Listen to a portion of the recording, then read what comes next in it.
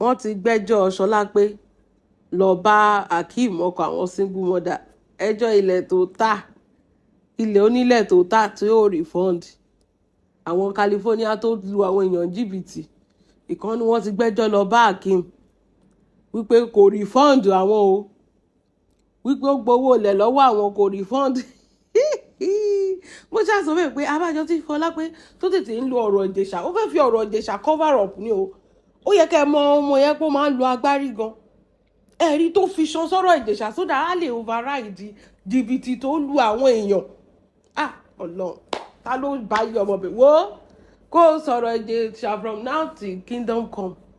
you go face nǹkan tó dálẹ̀ kó wá yanjú ẹ̀ náà nǹkan tó dálẹ̀ ọ̀rọ̀ ilẹ̀ ti fẹ́ bẹ̀rẹ̀ kínní mi ò rò pé Akeem nìkan ni ó dàbẹ̀ ni pé wọ́n máa gbé lọ different places different people tó ti lù ń jìbìtì olè tó ń talẹ̀ onílẹ̀ ilẹ̀ ìjọba ilẹ̀ òòṣà ọ̀rọ̀ ẹ ti fẹ́ bẹ̀rẹ̀ ṣé o ti rí kò sí bó ṣe pariwo Ìjẹ̀ṣà tó 1 week ní after 1 week bí agbogbo next week báyìí ìgbésí ayé ẹ̀ ló máa fi bàjẹ́ sórí social media lọ dáwọ́ lówó àwọn olówó padà wọn ò lè sọ pé àwọn ralẹ̀ sí California kó lọ máa fún wọn nílẹ̀ nígbẹ̀rìgbẹ́ ọ̀tọ̀ọ̀tọ̀ ní different money different price being paid ó lè ó tètè ń lọ́rọ̀ Ìjẹ̀ṣà ó fẹ́ fi cover up so that àwọn èèyàn ò ní rántí ọ̀rọ̀ ilẹ̀ tó ta ṣé owó ṣe é gbàgbé ni owó ò ṣe é gbàgbé náà Ṣọlá pé owó ò ṣe é gbàgbé lọ dálẹ̀ lọ dówó àwọn olówó padà ó lè gbé wiri lọ dówó àwọn olówó padà ẹ jẹ́ nǹkan nǹkan tẹ́ni yẹn sọ ayé yìí mẹ́sàn-án má ti bàjẹ́ wọn máa mú ṣeré mo rò pé àwọn warriors nǹkan tó dáa fẹ́yìn náà mo rò pé ẹ̀ sọ pé wọ́n ṣe kinní ni wọ́n fẹ́ pa Lizzy ni wọ́n ṣe kinní kan ni ẹ ló ń dáwó fún nǹkan tó yẹ kó ṣẹlẹ̀ sí yín náà ló ti ṣẹlẹ̀ sí yín ní rí kò tí ẹ yẹ kẹ́ anybody dá yín lóhùn kò yẹ kẹ́ rí kọ́bọ̀ gbà kó má Lizzy má dá padà èmi tó kó tún lọ dá má dá padà mọ́ bẹ́ẹ̀ ni èèyàn tó bá sọ pé orí òun ò ní pé ní 2026 tó máa sọ pé òun mọ̀ pé Lizzy jìbìtì ló ń lù ṣe bẹ́ẹ̀ ló ń ṣe ẹ fẹ́ gan fight ni lẹ́fi lọ́wọ́ ra lẹ̀ lọ́dọ̀ Lizzy àwọn tó ń talẹ̀ gidi wà ìbílẹ̀ wà ń bẹ̀ tó ń talẹ̀ gidi tó máa mójú ẹ̀ débẹ̀ báyìí tó ń talẹ̀ kò sílẹ̀ tí ò kì í ta Lizzy látijọ́ tẹ ti ń dáwó fún òun dáwó olẹ̀ fún yàn òde bẹ́ẹ̀ rí ó ti dèèyàn mélòó ló lọ síbẹ̀ ó ti di èèyàn mélòó ló lọ síbẹ̀ eléyìí tó tún promise godmother ẹ̀ gan kò gbélẹ̀ ibẹ̀ kọ́ ló yẹ kẹ́ ti mọ̀ pé wàhálà ti ń wà ibẹ̀ yẹn kọ́ ló yẹ kẹ́ ti mọ̀ pé wàhálà ṣẹ̀fẹ̀ bẹ̀rẹ̀ sí ń wà ní ẹ lọ ń dáwó fún ó da bẹ́ẹ̀ kó yẹ kó má san owó kankan padà Lizzy fi ṣe àjẹmọ́nú tí ò bá tẹ́ wọn lọ́rùn sọ pé kán gbé ẹ lọ sí court kẹ́ lọ máa bá yàrá yín ẹ̀yin warriors kíní pìtìpìtì ayé ti bá yín o lọ́wọ́ olórí àwọn jagunjagun pìtìpìtì ayé ti bá yín bó ṣe yẹ kó máa bá yín nìyẹn torí ìkà nìyín ìkà nìyín ṣe bẹ́ẹ̀ jọ ń búlì Ìyábọ̀ ni abẹ́ kì í enjoy show Lizzy tó bá ń ṣe fún Ìyábọ̀ ẹ̀yin náà fún láwọ́ yín kẹ́ fomi lò náà tún gé bọ́ọ̀lù ẹ̀yin náà ṣe kíni ẹ láwọ́ kẹ́ fomi lò náà ó ti dé bá yín náà nìyẹn ṣe bẹ́ẹ̀ yín lẹ́ẹ̀ bẹ́ẹ̀ tí gbogbo nǹkan tí Lizzy ń ṣe sí Ìyábọ̀ tẹ̀sán kan búlì ẹ̀ dáadáa àbòsí kan ló pa yín pọ̀ ni ẹ̀yin náà láwọ́ kẹ́ fomi lò ó ti dé bá yín náà nìyẹn ẹ mú mọ́ra bẹ́ẹ̀ ni ẹ mú mọ́ra ó lè ló mẹ́sẹ̀ ó lè tọ́ bọ́ Lizzy wo ìyá máa jẹ́ pa lórí social media ó tí ì nǹkan ìyá máa ṣe kí ni ìyá máa jẹ́ pa ẹ jẹ́ nǹkan tó sọ fún yín olè ọmọ olè ẹ máa gbọ́ ọ ó ní Akeem ní Àkànkẹ́ listen to me someone brought a case against you to my attention claiming you are not the actual owner of California of course gbọ́ pé lẹ́ òòṣà ni ẹ ṣe mọ́ ni èèyàn máa talẹ̀ ó máa jókòó 247 sórí social media ó máa sọ pé wọ́n sọ pé kóun máa bà tàwọn èèyàn jẹ́ torí pé òun fẹ́ talẹ̀ ẹ rí àwọn tó ń talẹ̀ tó ń bà tàwọn èèyàn jẹ́ tó ń parọ́ máwọn èèyàn tó ń sọ pé ọmọ máa kú ẹ ti mọ̀ pé kò ní nǹkan kan tó fẹ́ tà àtàárọ̀ àtọ̀sán àtalẹ́ orí social media ló máa jókòó sí kò yẹ kẹ́ ẹ ti mọ̀ ṣèbábò sílẹ̀ lọ ṣe nǹkan tó yẹ kó ju yín rí náà ni nǹkan tó yẹ kó ju yín wọ́n ní tí jákè sọ kíní kan fún ẹ kó o sọ̀rọ̀ Ìjẹ̀ṣà ju bẹ́ẹ̀ lọ àní gbàgbé California torí òun ṣe kán lè gbàgbé California kó lè sáré lọ ó fẹ́ fi ọ̀rọ̀ Ìjẹ̀ṣà cover up púpọ̀ lu àwọn èèyàn jìbìtì ọ̀rọ̀ ẹ ti wò òkúta ẹ̀sìn ẹsẹ̀ ti wà ń ta. Hakeem ọkọ ẹ̀ Hakeem sweetheart ẹ̀ Hakeem Ogbenutan tún gbẹ́jọ́ ẹ̀ lọ ṣé lọ pé ìwọ àti Hakeem ẹ ti ní rẹ́kọ̀dì lórí social media. ṣe rí wíìkì tá fẹ́ mú yìí ó máa dẹ́tì gan. ìwọ àti Hakeem ti ní rẹ́kọ̀dì lórí social media ibẹ̀ náà tún ṣe kí ni náà tún gbé ẹjọ́ ẹ̀ lọ sódà ayé à lè ṣe kí ni ẹ̀ lè bójú ara yín jẹ́ dáadáa ayé à lè bàjẹ́ dáadáa sí lọ́wọ́. ṣe lọ pé Hakeem bá ti ráṣọ ẹ̀ mú ó kú bàbá ńlá èèyàn tó máa gbà ó máa ṣe ní ìpele báyìí ni kò ní fi ẹ́ lọ́rùn lẹ́bọ̀rọ̀. àwọn tó jẹ lówó wọ́n ti ń kẹ́jọ́ àwọn warriors ṣó yẹ kó tiẹ̀ máa tún máa kẹ́jọ́ olórí warriors káàkiri kó máa rojọ́ ẹ̀ káàkiri warriors ti ń gbàbọ̀dé fún warriors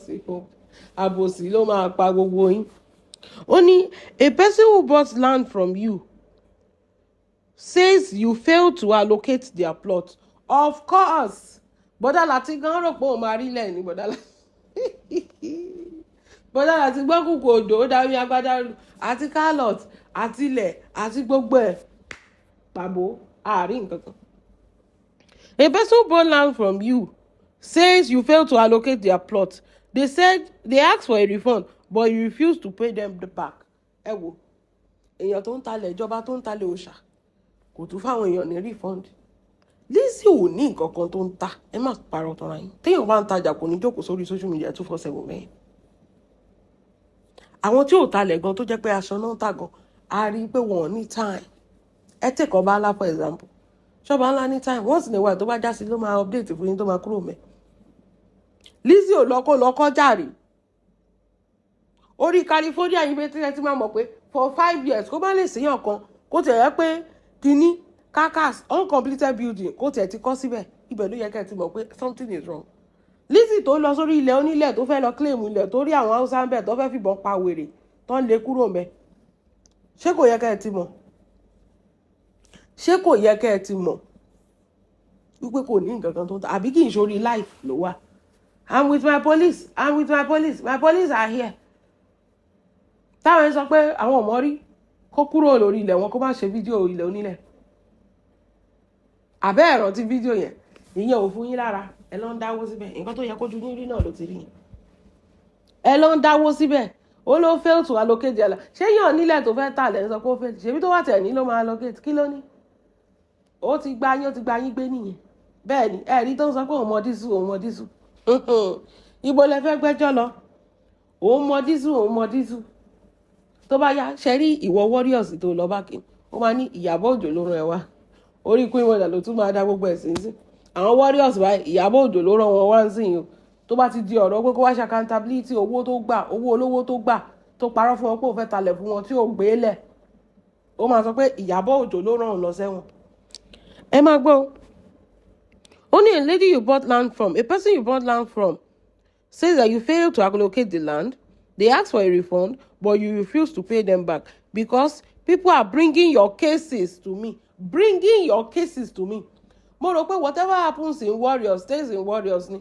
so ẹ ń gbé kéèsì ẹ̀yin warriors kò yẹ kẹ́ ṣe bẹ́ẹ̀ yẹn náà ẹ lọ ń gbé kéèsì ọ̀gá yín ẹ lọ ń gbé fákìm ayé yín ti bàjẹ́ àtọ̀gá only because people are bringing your cases to me. My DM is completely full right now wípé o ti lu àwọn èèyàn jìbìtì yẹnugu mẹsànfò lè ṣe ẹ ní ìwọ nìkan náà ló lọ sínú Ìdúmọ̀tà tó lọ jí 91,000 tó ń ṣe fake transfer tí sẹ́fíìsì ò lọ ìwọ náà ló tún wá pariwo California online tó tún jalè online ṣé ó yẹ kó ti pa ẹ́ dànù sínú Ìdúmọ̀tà gbà yín tó dúró pé wọ́n ti pa ẹ́ dànù àwọn warriors tó ṣàgbákò tó tún gbà yìí máì wọn ò ní ṣàgbákò nǹkan tó gbà wọn ò ní ṣe àgbákò yìí o. Lizzy ti jalè inú Ìdúmọ̀tà wọ́n ti sọ táyà sí lọ́rùn òun ló tún wá jalè lórí online báyìí tó tún wá jí owó àwọn olówó tó parọ́ fún wọn pé onílẹ̀ tóun fẹ́ ta tí ò ní nǹkan kan tó fẹ́ ta tí ò dẹ̀ tún refund fún wọn ta wá lólè wọ́n ń pèèyàn lólè Ìdúmọ̀tà ìwọ lọ síbẹ̀ lọ 91,000 wọ́n pe láti kó wá sọ wọn kò ní láti ò lè wá for 4 hours wọ́n wá dáṣọ wọ́n wá da petrol sí wèrè lára wọ́n fẹ́ ṣáná sí ibẹ̀ ni wọ́n lọ torí pé you don't like Queen Mother you fẹ́ lọ support Lizzy o wá lọ fowó support Lizzy tó bá jẹ́ pé olówó ni wo bọ́kọ ẹ̀ ṣe rí àtàrà ọkọ ẹ̀ kọ́ láti máa mọ̀ pé olówó. Láti kálọ̀ tí tán promise láti promise ni tó fi sọ láti di àrìndì tó wà nílé lọ́jọ́ tèmi etí ló fi gbọ́ kò fojú rí. Bẹ́ẹ̀ ni fi kọ́rọ̀ kan ní Lizzy máa ń ṣe ẹnu ló ní bí ìtajàkàrà ẹnu ló ní bí ṣe kí ni bí ìtajàkàrà. Ẹ máa gbọ́ o ó ní my DM is completely full right now. Àkọ́kẹ́, my advice to you is to come onto my live stream and share your side of the story. Wọ́n ní kí àǹtí Àkọ́kẹ́ wọ́n ní kẹ́ wá ganu sí Mike àdìgbò ló yẹ kẹ́ lọ àgídìgbò àbí kí lẹ́ wá ń gbọ́. Wọ́n ní kẹ́ gbẹ́nu sí Mike. Ó ní tó bá mọ̀ nǹkan tó dáa fún ẹ. Akeem ọkọ àwọn single mother ó ti fohùn lẹ̀ pé tó bá mọ̀ nǹkan tó dáa fún ẹ wá sórí live stream kóhun tó dẹ́tì kóhun tó bojú ẹ jẹ́. Orí arítẹnimọ̀ wí afàpá àdìbò tiẹ̀ mọ̀ lẹ́ni ẹ Ṣọlá pé. Ó ní kóhun tó bojú ẹ jẹ́ káyé tó mọ̀ nǹkan tẹ̀sẹ̀ tí lè fi jó with receipt pé kó wá ṣàlàyé tẹnu ẹ̀ kó fọ̀rọ̀ jèṣálẹ̀. Ó ní come to a live stream and share your own side of the story. Otherwise, I will expose everything randomly. Ó lóun máa tú gbogbo nǹkan tá a ṣe tí lè fi jó bó ṣe máa ń gbà àwọn èèyàn bó ṣe gbowó lọ́wọ́ wọn tó máa sọ pé o fẹ́ ta California táwọn èèyàn ní rí California dáwó padà òòrówó dá padà wàá lọ fún wọn ní palm wine wàá ní kó lọ gbalẹ̀ sétí òkun ní ìmọ̀ bí tí ó fẹ́ lọ gbalẹ̀ sétí òkun ó máa dúró German floor tó máa ṣe wàá ní kó lọ gbalẹ̀ tó èmi tẹ̀ wọ́n sọ fẹ́ yìí warriors ẹ̀ ti fowó jóná pé ṣe rí kò dín lọ́dọ́ kẹ́ ẹ nílé láyé o ẹ máa gbalẹ̀ yín lọ́rùn ẹ ti sin gbà ń lé ayé Lizzy ti gbà lọ́wọ́ yín ẹ máa gbalẹ̀ lọ́rùn ẹ̀yẹn ní sùúrù tẹ́ bá ti kú tán ẹ máa lọ gbalẹ̀ yín ẹ máa gbalẹ̀ yín lọ́rùn then ẹ máa continue àti máa kọ́ ń bẹ̀ ṣe rí lójú ayé yín yìí báyìí Lizzy ti jẹ́ kẹ́ ẹ fojú ọwọ́ ṣiṣẹ́ kẹ́ ẹ fẹ̀yìn ọwọ́ dànù. Bẹ́ẹ̀ ni èèyàn tó ń sọ fún wa categorically pé òun máa ń ṣe fàyàwọ́ wípé ó máa ń ṣe fàyà oríwo la fẹ́ kọ sí gbẹ̀dú báyìí o lọ. Àǹtí Àkọ́kẹ́ wọ́n ní kẹ́ wá ganu sí Mike o wọ́n ní kẹ́ ẹ ganu sí. Ó ní how is it that the government confiscated California estate from you? This means you are not the owner, Lizzy, and you have run into massive debt. Wọ́n ló ti jẹ gbèsè lóríṣiríṣi kí gọ́ọ̀mẹ̀ntì kó tó gbalẹ̀ yẹn lọ́wọ́ ẹ̀. Ó mọ̀ pé kì í ṣẹlẹ̀ ó kò fẹ́ fi gbá àwọn èèyàn ni òun àtàwọn tó ń ṣẹ̀mọ̀ gọ́ọ̀mẹ̀ntì official kan náà jọ dì ó máa lóye tó máa gbé fún wọn àwọn yẹn máa ṣẹnu fúrú ìgbà tó ń jẹ́ pé ń sìn ní gọ́ọ̀mẹ̀ntì fẹ́ kọ́lé sí àbí wọ́n fẹ́ ṣe nǹkan sórí ilẹ̀ yẹn so wọn àti gọ́ọ̀mẹ̀ntì wọn ti jọ dì ó máa ṣẹnu fúrú báyìí ni. So before you know ó ti máa ṣe kí ni gbàm 5 years ti pé ó ti gbowó ti rojọ́ gbowó scam àwọn èèyàn èmi bí wọ́n ṣe wáyé mo ní mansion èmi mo ní I am a trillionaire mo ń kàtà wọlé gbogbo ẹ̀ náà ó ti fi gbowó ti fi rọ́ gbowó lọ́wọ́ àwọn èèyàn ó ti báyé àwọn yẹn jẹ́ ẹlòmíì lóun ló lọ gbà nílùú òyìnbó tó kówó fún tó rò pé òun ti léyàn gidi èèyàn lè máa fojú ojú lásán ṣe wòye tí ó máa ṣe pé wọ́n ti pààrọ̀ kádàrá ti yín báwo ni ṣe máa sọ pé òun ní ilẹ̀ tóun fẹ́ ta kẹ́ wá sọ pé ní gbogbo èèyàn tó wà ní ayé irú èèyàn tó yẹ kẹ́ lọ bá ní tó tún sọ pé òun máa yẹ kádàrá yín wò tẹ́ bá tó wá ara rẹ̀ lọ ẹnu ẹ̀ ló fi sọ tí mọ nǹkan tẹ̀ wọ́n ní ó ti wọ gbèsè bẹ́ẹ̀ ni àtẹ̀mọ̀ yẹn you need to return the money of those people you bought land from you in California, said ọkọ àwọn single mom. Ẹ wò ẹ má fọ pàpọ̀lọpọ̀lọpọ̀ jù ẹ jẹ́ àsọ ọ̀rọ̀ ẹ bó ṣe máa rí àfi tẹ́ bá gbé lọ sílé ẹjọ́ kí gbogbo yín kẹ́ parapọ̀ gbogbo ẹ̀yin tó ti gbá kẹ́ gbé lọ sílé ẹjọ́ ẹ dẹ̀ gbọ́dọ̀ make sure pé ẹni sáàní bí akẹ́ lọ gba Fálànà ẹ máa gba Fálànà with 50 million ẹ máa gba Fálànà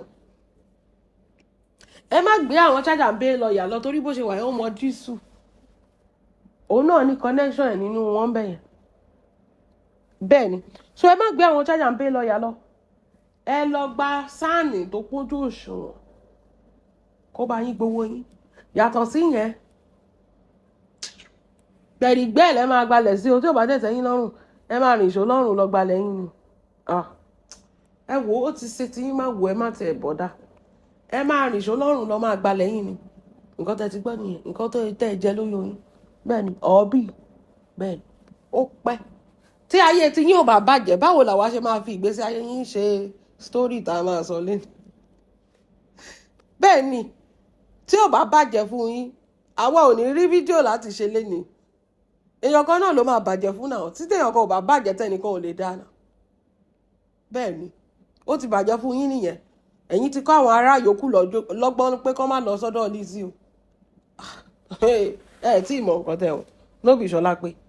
ọmọ tó gbọ́n tó ṣáprápra ó ṣáprápra gbogbo wọn tó wà ní warriors tó ń ralẹ̀ wọ́n ké sínú ni o ẹ tí ì mọ nǹkan.